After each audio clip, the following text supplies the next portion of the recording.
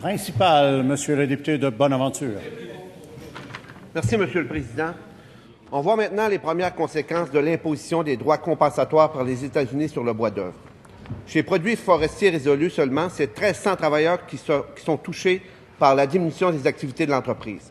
On parle de retrait de cadres de travail dans au moins 5 usines, notamment celles de Gérardville, Mistassini, Saint-Félicien, au Saguenay-Lac-Saint-Jean, et d'interruption des activités dans la série des outardes sur la Côte-Nord. Alors que des taxes allant jusqu'à 20 frappent de plein fouet les 60 000 travailleurs forestiers dans toutes les régions, le ministre affirmait jeudi dernier, et je le cite, qu'il avait le conflit du bois d'œuvre bien en main. Est-ce que le ministre des Forêts, pour reprendre ses propres paroles, trouve toujours qu'il a le conflit du bois d'œuvre bien en main dans un contexte où la diminution des activités chez Résolu affecte déjà 1 300 travailleurs? Monsieur le ministre des Forêts. Alors, merci. Je remercie le collègue pour sa question. Écoutez, dans le cas de Résolu, on comprendra que le gouvernement, le 20 avril, pour être très précis, a fait parvenir une lettre à toutes les entreprises qui pouvaient être impactées. Or, dans le programme, il y a eu des ajustements de ma collègue du ministère de l'Économie, de la Science et de l'Innovation à travers le programme ESSAR pour couvrir non pas seulement les entreprises de bois d'œuvre, mais également les entreprises de papier sur calendrier, puisque les deux étaient impactés par des taxes sur les droits compensatoires ou des taxes en général à l'exportation. Ce programme-là a été ajusté. Il y a des échanges qui se font présentement entre l'usine, c'est-à-dire Produits forestiers résolus, pour son super calendrier, et ainsi que le bois d'œuvre. Les deux sont analysés de front par ma collègue et on espère un dénouement heureux en la matière, mais essentiellement, les gens travaillent.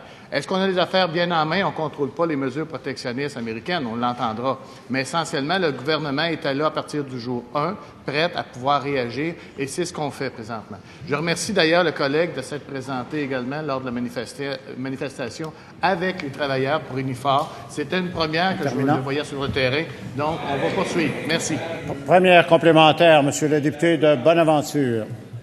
Monsieur le Président, Résolu s'est vu imposer une taxe de près de 13 sur ses exportations, ce qui est moins que les droits rétroactifs de près de 20 décrétés pour les autres entreprises québécoises. Pourtant, l'entreprise doit réduire ses activités. Depuis l'annonce de son programme d'aide, le gouvernement refuse d'en dévoiler les détails. Monsieur le Président, soit Résolu a eu accès au programme, il ne donne rien, soit Résolu n'a pas eu accès au programme et il ne sert à rien. La question est très simple. Le ministre va-t-il enfin nous dévoiler les critères de son programme de garantie de prêt? Madame la ministre de l'Économie.